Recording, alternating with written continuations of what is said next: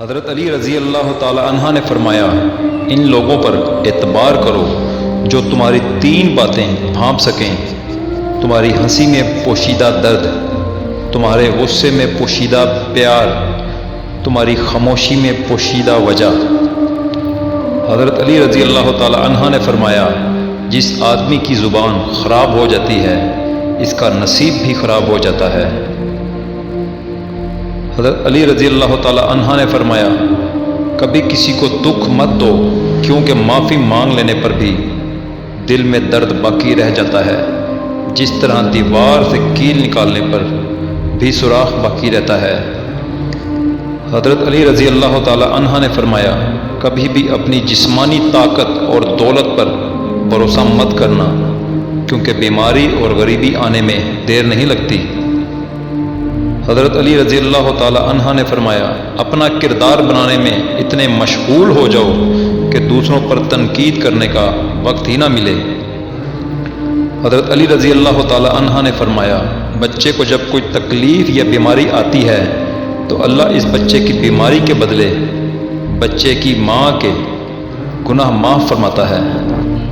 حضرت علی رضی اللہ تعالی عنہ نے فرمایا، حق جہاں پر بھی ہو وہاں تک پہنچنے کے لیے شدید سختیوں میں بھی گھس جاؤ۔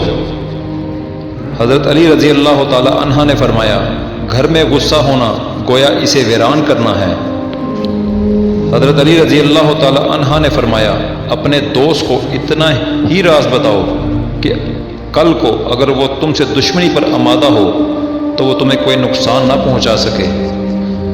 حضرت علی رضی اللہ تعالی عنہ نے فرمایا، اسے اپنا کوئی راز مت بتاؤ جس کا کوئی راز تمہارے پاس نہ ہو۔ حضرت علی رضی اللہ تعالی عنہ نے فرمایا، جب کوئی چیز اپنے والدین کو دو تو اس طرح دو جس طرح کوئی غلام اپنے آقا کے سامنے کوئی چیز پیش کرتا ہے۔ حضرت علی رضی اللہ تعالی عنہ نے فرمایا، زندگی دو دن کی ہے، ایک دن تمہارے حق میں اور دوسرے دن تمہارے مخالف۔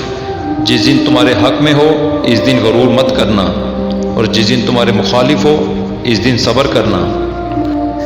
حضرت علی رضی اللہ تعالی عنہ نے فرمایا، جب حق پر رہتے ہوئے تمہاری مخالفت حد سے بڑھنے لگے تو سمجھ لو اللہ تمہیں کوئی مقام دینے والا ہے۔ حضرت علی رضی اللہ تعالی عنہ نے فرمایا، جو ذرا سی بات پر دوست نہ رہے سمجھ لینا وہ کبھی دوست تھا ہی نہیں۔ حضرت علی رضی اللہ تعالی عنہ نے فرمایا، صبر کی دو صورتیں ہیں، جو ناپسند ہو اسے برداشت کرنا اور جو پسند ہو اس کا انتظار کرنا۔ حضرت علی رضی اللہ تعالی عنہ نے فرمایا، اتنے خشک نہ بنو کہ توڑ دیے جاؤ، اور اتنے نرم بھی نہ بنو کہ نچوڑ دیے جاؤ۔